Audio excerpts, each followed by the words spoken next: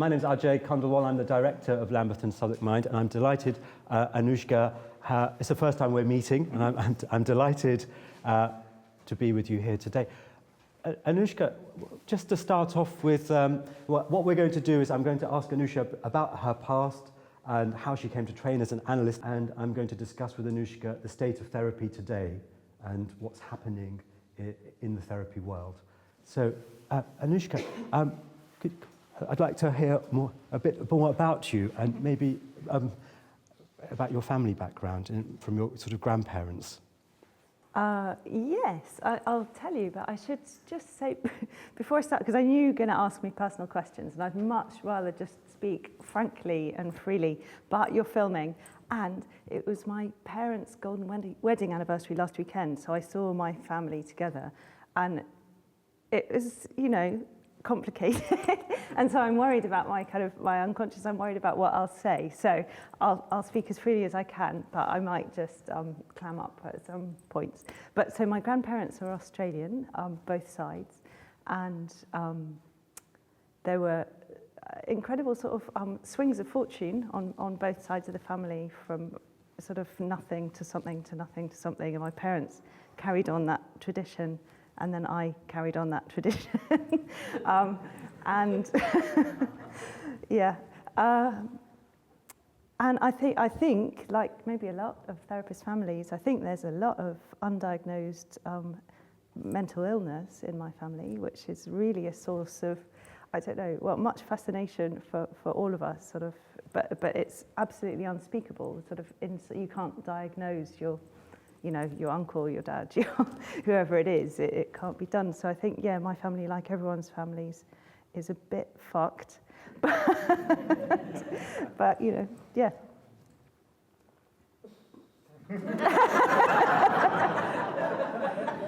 And I suppose, I did get into being a therapist because I needed to go for therapy, and the thing that put me in was a fear of the dark, which seems so crazy and stupid now, but it was like a childhood fear that popped up when I was 2, when I first moved over from Australia, and then came back again when I was about 7, then came back.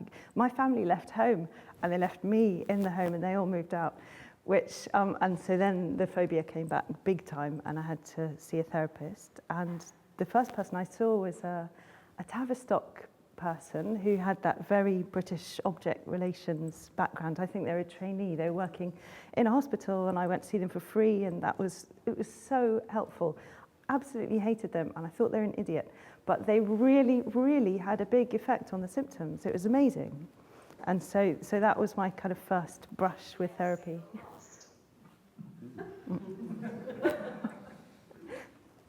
And what sort of jobs did your grandparents do? Oh, there's all this stupid stuff that my uncle's obsessed with genealogy, and so there's some sort of,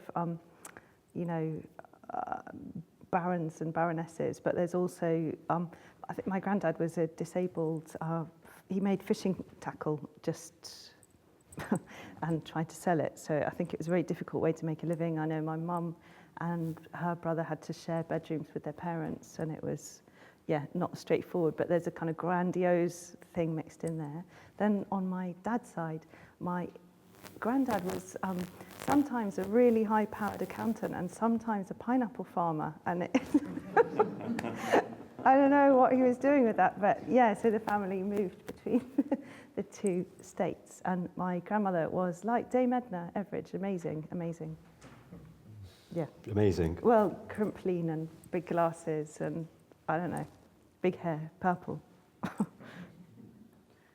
And can you tell us about your parents? Yeah, they're both, they're both writers. But they weren't always. My dad became a writer after me, but I think he had been a journalist. They were both journalists, and that was how they met. And the weird thing was that they both worked.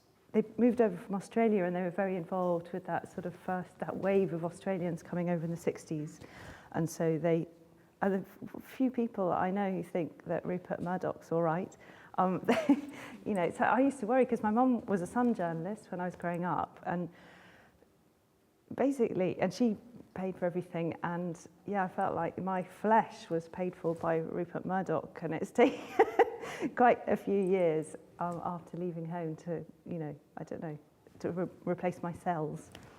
But yeah, so I mean, it was a funny thing. They're both very left-wing, and but my mum was left-wing and wrote for The Sun, so there were lots of sort of big contradictions. My dad was a publisher for Secker and Warburg, and that was an interesting thing as well, because I suppose they were sort of really quite political, literary things going on, and he knew all the big scary feminists like Germaine Greer and Andrea Dworkin, and were always around, and they were scary for a child. They were not straightforward people to deal with. So he was partly doing that and partly doing sort of art porn, and so that was always around as well. There were always big fat books of glossy photographs of women covered in mustard, which we had full access to, like total, you know, I don't know. So, and that was very, very interesting, but also I think quite disconcerting. Like when it came to untangling the phobia and all that stuff, that the whole sort of sexual undercurrents in my family was very big part of what I had to untangle. And so I suppose that's why psychoanalysis became very interesting, because it seemed like the one therapy that would be prepared to go head on with that stuff. And how did you get interested in, you say that you went for therapy yourself, but Yeah. can you tell us a bit more about your sort of journey in terms of your working life and how you got more involved? Yeah, partly, I mean, I first heard the word when I was about 10, and my dad was running through a list of jobs that you could do, and they really didn't want me to be a hairdresser, and so they offered all these other ones. And psychoanalyst was one of the ones, and I said, what's that? And they told me the thing, they said you have to be in analysis for a really long time before you can do that job. And for some reason that sort of stuck. That's like, oh, that's interesting. And that it had something to do with madness, but they couldn't really say what. And then later on, I did a psychology A-level, so stupid, that whole thing of the developmental phases and just completely conflating Jung and Freud, and just a terrible explanation of stuff. So then I thought, oh, I actually don't want to do that. But then at art school at Goldsmiths in the 90s, it was an amazing place to speak about Freud and Lacan. It was just brilliant, and we read all the texts, close readings, and they sort of spoke about psychoanalysis as something really difficult, paradoxical, counterintuitive, and that was the stuff that suddenly seemed very interesting. And that was when I went to see this analytic psychotherapist. And it started to seem like something, you know, that you could really do something with, something very, very fascinating, and also incredibly helpful. Because I suppose before, I mean, I don't know, but when you have a big symptom or whatever it is, and you try to tell people about it, you do, I think, meet with a lot of incomprehension, or you don't have the words to say it, the people don't have the means to hear it. It's something really difficult to get out. But then psychoanalysis seemed to be speaking about all that stuff. The theories just infused, like the case of Little Hans or whatever, is like really close to the bone for me. And so, yeah, it just seemed like something very alive. And also, I suppose it seemed like something that could be part of an art practice, so it wasn't this very, in the psychology course, it was quite sort of this test, that experiment, you know, keep the monkey in a cage, which I just hated. But then at art school, you know, none of that. It was this real sort of, I don't know, practice around living and thinking, and it was good. So then it was just a question of which training, and actually that was a difficult question, I suppose. How did you choose which training to do? And for people that aren't familiar with the training, can you say some more about that? Yeah, I think it's really difficult because there's always going to be probably, I know lots of you are trainees or have trained, but I know that there's a sort of random element. Like I knew some Lacanian analysts and I really liked them. And so that was one thing that sort of edged things that way. But I also knew some big, Portman Clinic Kleinians, and I really liked them as well. And so, so I went to open days, I went to events, I went to talks and blah, blah, blah. And this is really superficial, but I went to a thing at Regent's College when I was really thinking about training, and everyone there was wearing like shapeless beige cashmere, and I just didn't like it. I found it really creepy. And apologies to the Regent student in the audience here today. no, I'm sure it's not like that every day, but I found it really scary, like a cult or something, that people were so homogenized, and also maybe the idea of what they'd given up to be therapists and the fantasy of what a therapist was. And so then I went to some Lacanian things in Paris as well. And the people were weird, but in a way that I maybe after art school or whatever, I could understand them better. Like they would sit, there was a panel, and they'd all been analysed by Lacan and stuff like that. And so there was a panel of people. There was a woman there who wore dark glasses the whole time and was smoking a plastic cigarette. There was a guy covered in skulls, like Dali. They were really strange. And they wore a lot of issey miyake as well, I noticed. And so, and I like that. And but they were just, they were lively, you know, they were lively and odd. And they seemed to really be speaking about stuff that, I don't know, that registered somehow. So I picked them. But I wonder actually about that representation of a therapist as someone very, very sensible, very, very contained, very controlled, very whatever, and what that is. And it's funny, I was on the tube the other day looking at a woman who I found frightening. There was something, she had that look of the people who'd spooked me out when I was, 22.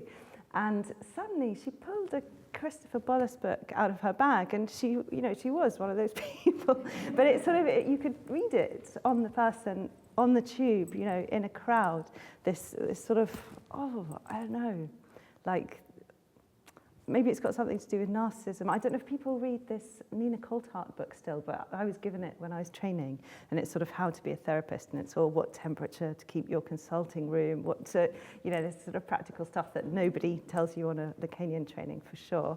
But there was a lot of stuff about how women therapists shouldn't wear makeup because it would, be proof of narcissism, and narcissism's not allowed, and all that stuff. And it just seemed like they were asking therapists to be unreal people or to present themselves in a way that's, why should it be like that?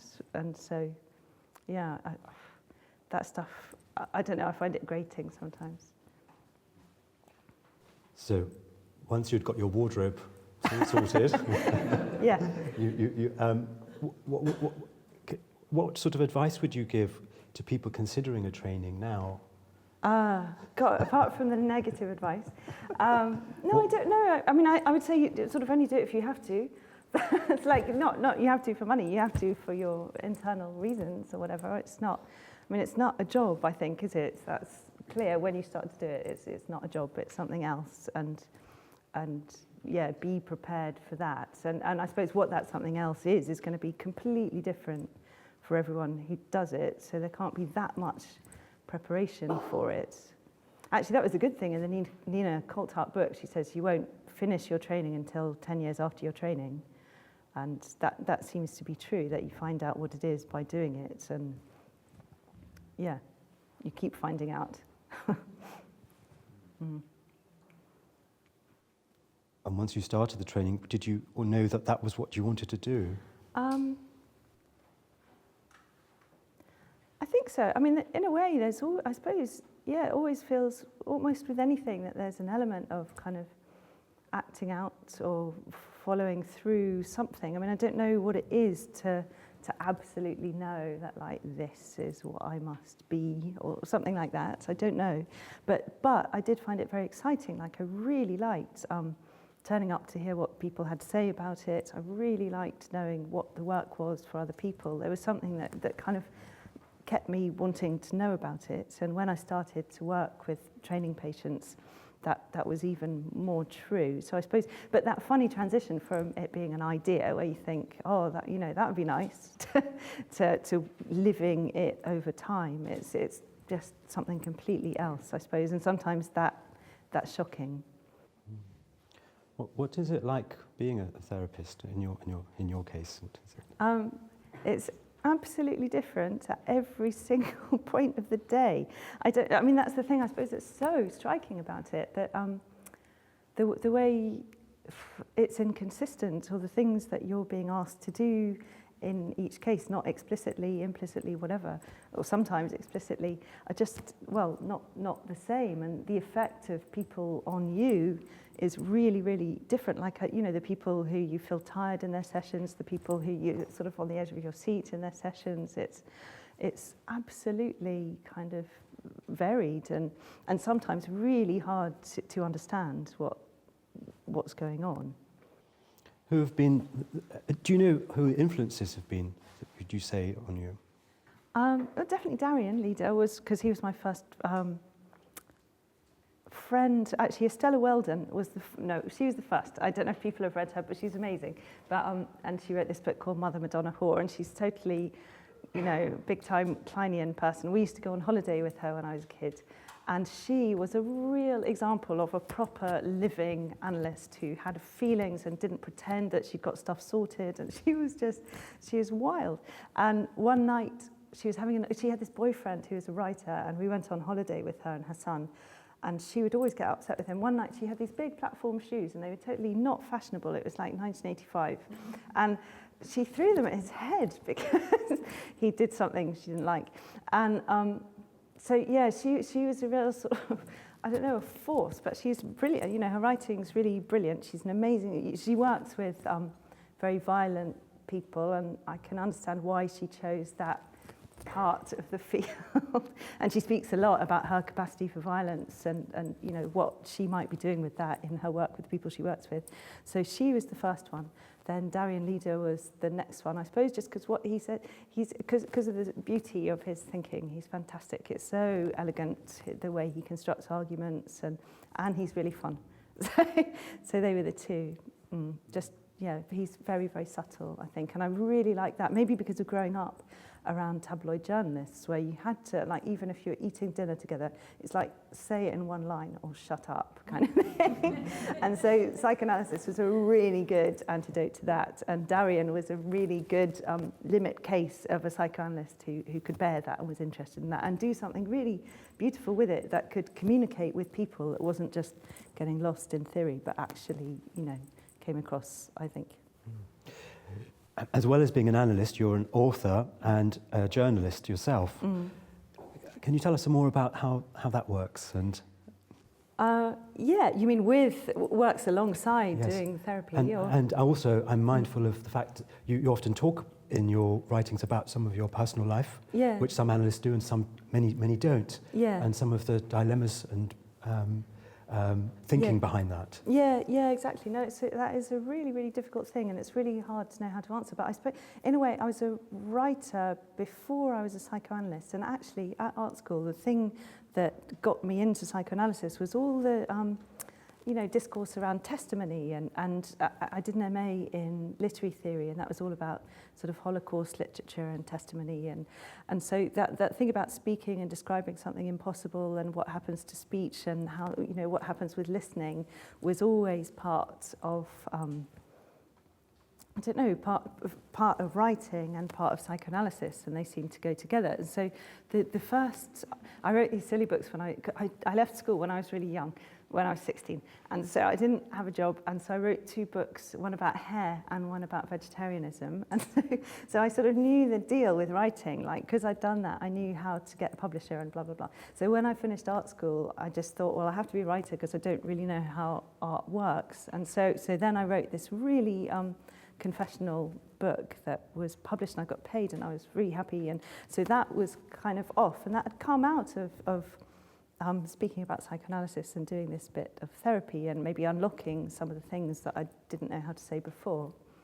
And then there was another book after that was more sort of fiction-y, but that was already there before I trained, and so there was already this kind of document with my name on it, with all my stuff in it, that, you know, so I couldn't retract that, and I didn't want to pretend that I hadn't done that, and didn't want to disown it, or, yeah, because I know we're being filmed and I can't say indiscreet things, but I do get a bit shocked with some very high-profile people who've become analysts in the British tradition, who just see it then, they have to vanish, and they have to not be who they were, and there's this real schism, and it's kind of unmentionable that they were once that, and, you know, they have to lose it. And I don't know, I couldn't do it. And I didn't want to do it, and so I didn't. But it is complicated if there are things in the newspaper about your, relationship with your child or whatever it is, these sort of semi-confessional articles. And I never know how much I like doing those. I'd much rather write about the world or about other people or other things or phenomena or whatever. But when you have a book out, you have to be a bit practical. And they ask you to talk about yourself. And actually, I wondered about talking about myself today, like, what is the point in that? And the only thing I thought, when I did my training, there was an amazing thing on a Lacanian training, and I don't know how much this happens on other trainings, but in France, they have these things called Présentation des Malades, which is like the Charcot Clinic in a way that Freud went to. So it's, presentations of sick people, and you go to a hospital, and there's a group of psychiatrists and trainee analysts and therapists sitting around, and then there's a psychiatrist and somebody who's been hospitalized, and they have a conversation in front of you about that person's illness. A sort of 60-year-old farmer who'd been hospitalized with psychosis, and the psychiatrist who was interviewing him was this lovely woman who's she's written one of the essays in the Hysteria book, and she's amazing.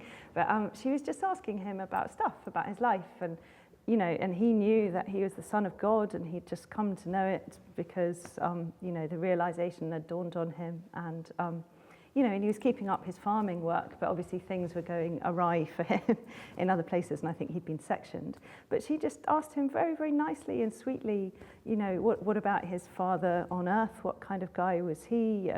And he said, oh, he was God. He was an emissary of God. And she said, did the neighbors know? And he said, no, my father was a very discreet man. They didn't know that he was God. He just had a sort of super smooth, logical answer for every question she came up with. And it was the most interesting thing I've almost ever seen in my life. And so I know that, people talking about whatever, their funny stuff is all right with me. And so if I'm one of those people today or in The Guardian or wherever, then I suppose people have to do it. And I like it that other people do it. Those are the books that I like to read usually. So you've done a lot of thinking on relationships. And it's January, so tell us more about that. Oh God, that's just going to go super confessional. No, I don't know what to say. Apart from that, obviously that, a lot of people who come to therapy have big questions about that. So I was sort of infused with it in my work already. When I started to write the book about love, I think I started to train in 2001, and that book came out in 2010. So there was a big block of time there. Typically, my marriage fell apart during my training, which I think I wasn't the only one, but that was a good thing. We always talk at CFAR about the sort of bad stuff, like people who drop out of the training. That's a good outcome of the training because they've asked themselves serious questions about what they want from it. If your life falls apart during the training, that's a good thing because subjective destitution is the kind of, one of the aims of analysis. So I was kind of coming out of that and thinking also, since I'd been married for 10 years, had a child, whatever, the whole thing around love seemed to have totally changed. I'd never been on a date, for instance, in my life until, at the age of 35. That was what everyone did. It was total mystery to me. And I think it's changed a lot even since then. Like, I'm so glad Tinder didn't exist when I got divorced because I probably would have tried it. But there just seemed to be, I don't know, a lot of weird stuff going on and interesting stuff. And maybe, I don't know, something it seemed that there were a lot of choices one could make about how to do one's life. Maybe as well, I was at Goldsmiths in the 90s, and queer theory and that whole, the queer thing was what I was involved in. That was, who I thought I was. And then I got married to a guy who thought that women should have babies and, I don't know, wear high heels. And it was completely mad. Like, it was totally, that romantic choice was insane. But I really did it for a long time. And so I had a lot of questions about that. People were coming with a lot of questions about similar stuff. Why do they stay with someone who hits them? why do, they're so unhappy, but they can't leave, and they don't know why they can't leave, all those sorts of things, alongside these kind of, that everybody does internet dating, or, polyamory is just totally normal now, or that, Elle writes about, being bisexual and say that's, everybody's, going to do that. And so it was just this it was like a sort of explosion. And it seemed to be an explosion not just for me. And so I just wanted to know more about it. And maybe that, there was the sort of contemporary stuff, but, the ancient Greeks had a lot of difficulty with it too. All the way along, it seemed to be just this impossible subject. It was really at the bottom of everything. I mean, what is there? Love, sex, hate, violence, that's it. That, and so, yeah. So I thought, well, try and have a think in that case. And what did you come up with? I don't know what... That is really, really difficult, but it's also very, very interesting in that you can learn a lot by immersing yourself in it. That anything normative is really, really stupid. And I suppose that maybe that is one of my things with psychoanalysis and why I love Lacanians, because of the anti-normative thing. And maybe I had found a little bit with the object relation stuff that there was an idea of a good object relation, of a full object relation, of a proper relationship, of a proper way of living. And I really hate that. And the Lacanian thing just has no truck with that whatsoever. If you want to be a nun, if you want to be polygamous, if you just do it how you want to do it. And that was the thing that probably came through most strongly for me, that I really, You've written also a book about how to choose a therapy and about the diversity of therapy. You say more about your thinking there. Yeah, I don't know. I worried that I was the least impartial person on that Karnak should not have asked me to write that book. But I really, in a way, I hope it made me fairer or whatever, because once you've made the choice to do things this way, you could get really entrenched in it, and the different schools can be very, the factions are not always nice to each other in the therapy world. And so I did really want to know and to understand and to find what was good about the different schools. And it's really easy to be dogmatic, say if you do long-term psychoanalytic work, to say, CBT is really stupid and it doesn't work and they're just all, hubristic and, but actually, some people are never going to do psychoanalysis, and CBT is brilliant for those people, and it's absolutely, what they need to do. It's the only thing they're going to do, and it can really make a difference. And so, yes, I wanted to try to force myself to write a really tolerant book about the different forms of therapy, but also a realistic book, because if you see, a really charismatic, kind of curious CBT therapist, that'll be a completely different experience to someone who's just nervous, doesn't know what they're doing, and so all forms of therapy are much, much weirder than just saying, if you do this one, it'll be like this, if you do that one, it'll be like that. So it was to try to write a book about the different schools that was very fair, but also to say that it's, once you go in, you're going to be feeling your way, whatever you do, and these are some of the things that might happen, or just to give people an idea, about the oddness of the process. I've read that you're also a musician, is this?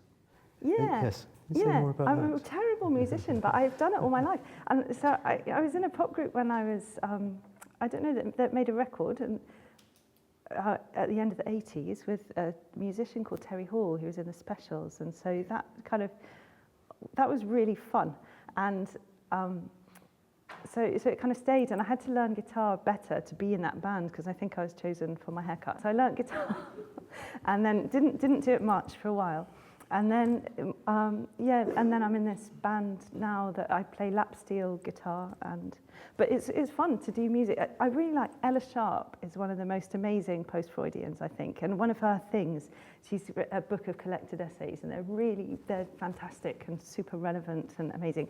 But she says one of the things about being an analyst is you have to stop being an analyst. If you think you're an analyst all the time, if you think you're still an analyst when you go out to dinner, you're still an analyst when you go to a party, you're an idiot and you should stop it. And so I've always really wanted to have things like that. And in the band that I play in, there are a lot of people come and go, but there's a lot of classical musicians and really brilliant musicians, and I'm the most crap of, of all the people, but I find it really, really fascinating and amazing because it's just a different way of thinking, a different way of interacting, a different way of being with other people to what I do, you know, most weekdays. And so I'm very grateful that they let me stay. We've got a book coming out in 2 weeks. Yeah. And it's about hysteria, which we don't hear much about nowadays. No. So could you just tell us more about how that came about? Yeah, it's not by me. It's a collection of essays by different. It's all Lacanian analysts. Anne Worthington's here. She's got an amazing essay in the book. It came about, I think, because I'd spoken about hysteria. It's because of this amazing history, which there's a book called The Technology of Orgasm. I don't know if people have read it. It's incredible, but it's about it's about vibrators and the history of the vibrator and the use of cervical massage going back to kind of ancient Greece for the treatment of grumpy women. And, you know, so I just got into it, like, what do people do with grumpy women? And so there's this long medical history which has all this stuff, you know, that women have to be massaged to orgasm, but they can't do it themselves because that would be really wrong. So then the husbands have to do it if they don't have a husband, could be a midwife, you know, how do people handle this stuff? But totally linking it to sex and sexuality, you know, Freud didn't invent that at all. But and I suppose I love the Lacanian idea that being impossible and being turbulent is a really good position, that he lines up, you know, hysteria and science. And if you look for impossibilities, if you look for cracks in arguments, if you undermine things, if you sort of dismantle things, then that's a really viable critical position. And so I suppose I was interested in that aspect of hysteria, that, you know, people sort of attacking patriarchy in odd ways, even if it's by being ill, or, you know, undermining marriages by these peculiar forms of resistance. And so, yeah, I just got very, very interested in that. And there was a film, Hysteria, I don't know if people saw it, if you saw it, but that was really fun, really amazing film. Really, apparently that the guy, Grenville, whatever, the doctor, he was really against that form of treatment, and it was a really historically dishonest portrayal of him, I'm sure, I don't know, but it doesn't matter because it was really funny. But in that film, they spoke about the sort of riddance of the term, didn't they? And it was like a great political achievement that women weren't being diagnosed with hysteria anymore. But then you wonder, well, what comes in the place of those sorts of complaints? Because people still, you know, suffer, still get headaches that they can't explain, still have physical symptoms that they can't explain, still just feel incredible sadness that they don't know how to articulate. And yeah, so it's to try and see what it was possible to say about that, but bearing in mind this idea that it could be a properly disruptive critical position, rather than something you say, no, women are logical too now, we don't get that because we've got power. Like, no, and nor do men, and, you know, that people are split and divided and problematic and troubled, and that carries on being the case. Well, what have you seen change in your lifetime as a therapist, and how therapy is practiced, and the public culture in Britain in terms of therapy? Oh, I don't know, because it has been a totally, I mean, especially the psychoanalytic side of it has been so sort of off limits for such a long time. But I don't know if people saw that, was it Oliver Burkeman, the article in The Guardian last week, sort of saying psychoanalysis is back. It was really amazing. And I suppose what people see in their clinics, I think, all the time is that people get referred for short therapies, and that it doesn't do it for them, and then they have to go and find something else. And that's how come, you know, people end up maybe services like this sometimes, or seeing, you know, people privately or whatever. It's often after these supposedly, you know, auditable short-term treatments, or, you know, not even getting the treatment, but being given a DVD to go home and, you know, look at and cure yourself with, these sort of, you know, cost-effective therapies that might help people a bit sometimes, but really aren't the full thing. So I hope, I don't know, I hope we're seeing a shift back towards the idea that people might need to speak and be heard, and that might be something incredibly helpful. It might not be something quick. It might not be something where there's an absolute guarantee of effectiveness, but that risk, because it is a risk. I mean, psychotherapy isn't good for everyone who does it at all, but there's still, I think there really has to be a place for it. Like you were saying, you know, that being able to see people for longer really, really makes a difference to what they can do and what they can allow themselves to think, and how it might be possible for them to change. And so it just seems so important that's there, that's available, and that also it's not being sort of trashed all the time, you know, out in the world, in the newspapers, on television.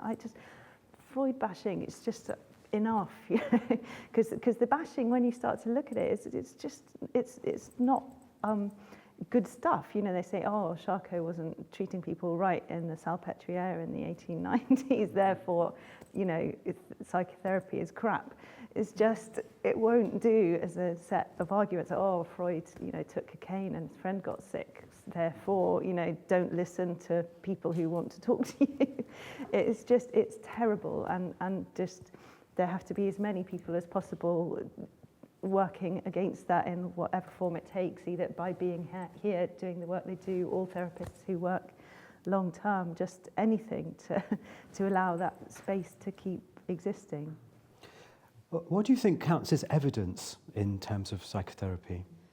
In terms of the sort of psychotherapy that we do, or it's terrible because obviously you don't get the checklist, and the checklist thing, we all know it's pointless to say it, but it's totally stupid. After 6 sessions you say very good, very good, very good, and then you go and live your life, and who knows what, you know, that was.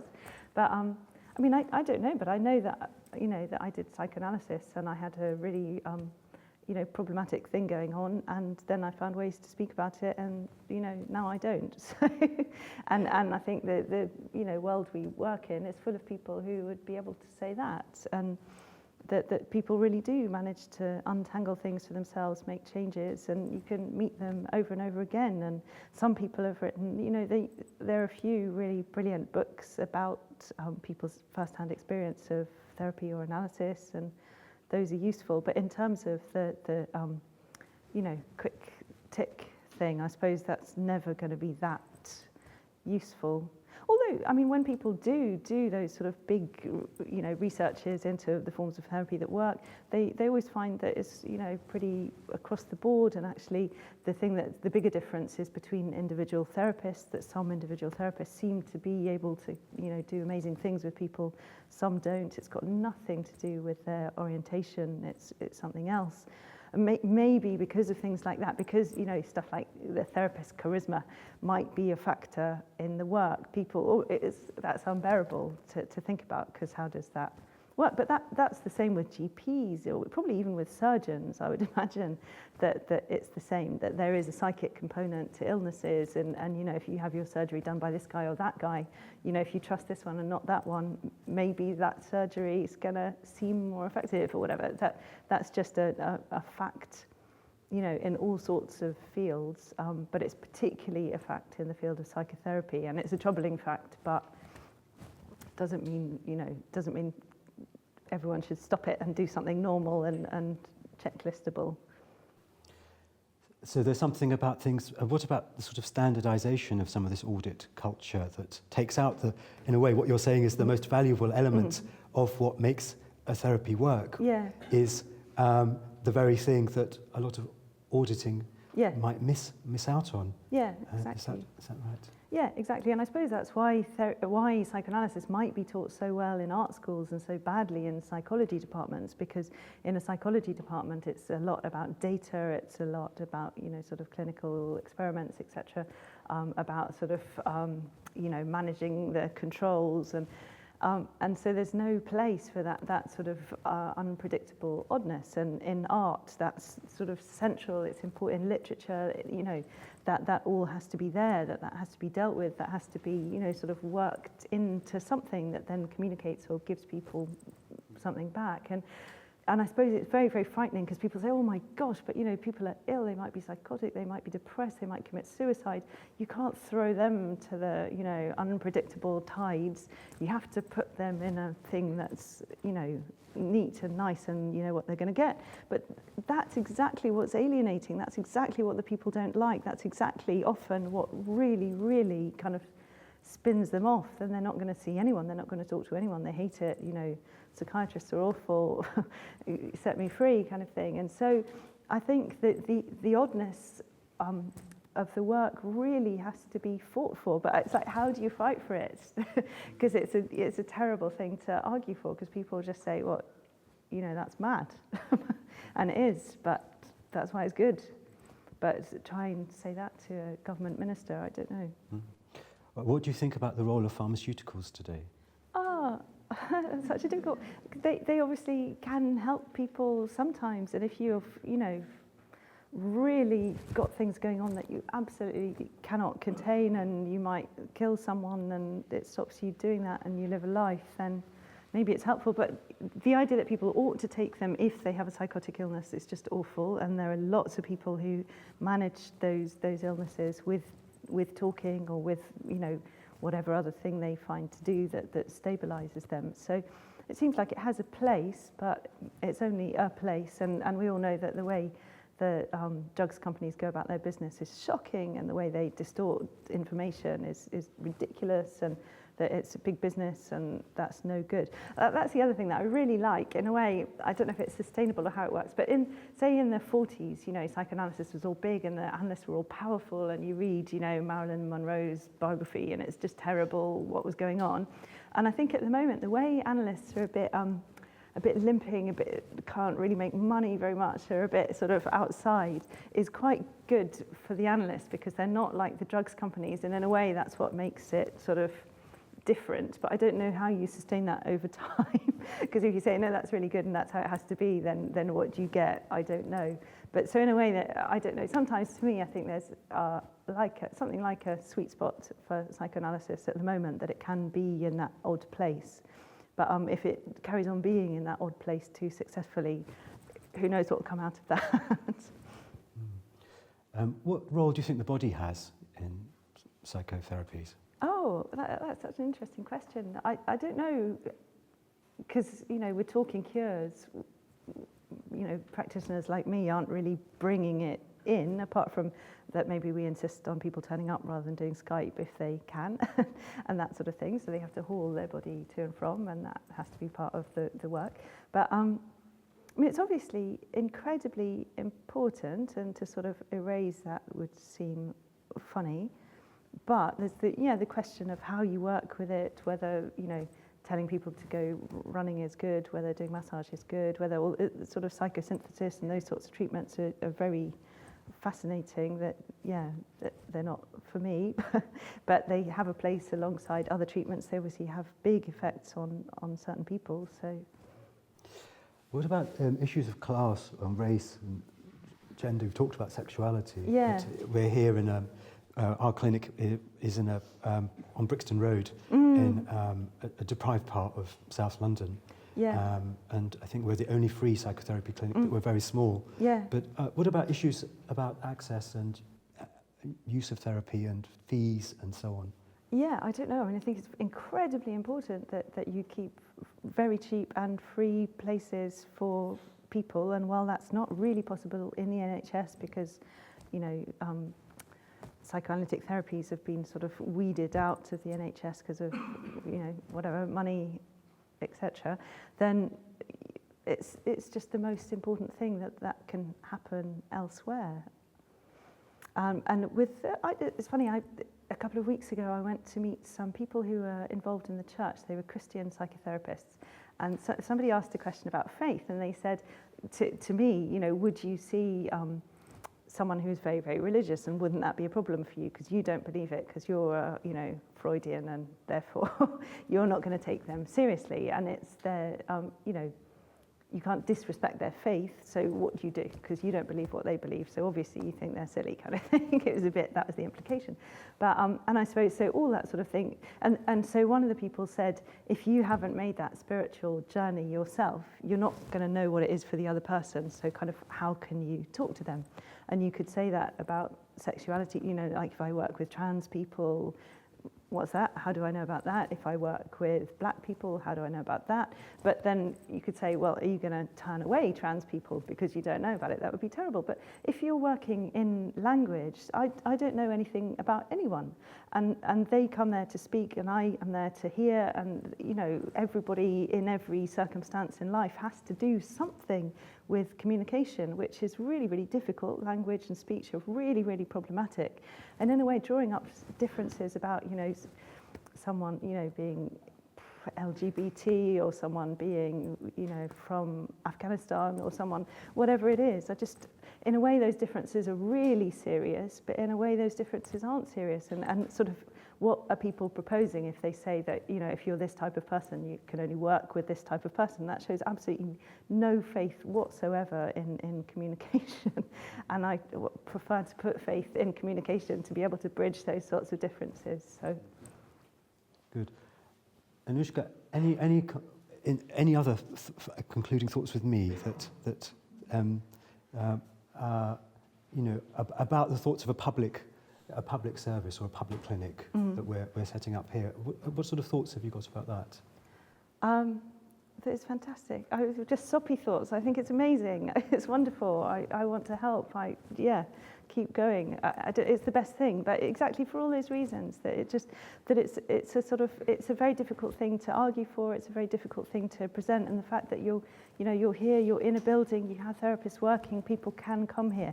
It's like a miracle to me that it's sort of super fantastic that sort of thing can happen. And also, I suppose I'm speaking as someone who really didn't know who to go and speak to in a time when they really didn't have any money. And so, you know, I found a free analyst, and that totally changed my life. So I want that for other people too. Great. Thank you very much, Anouchka Grose. Pleasure.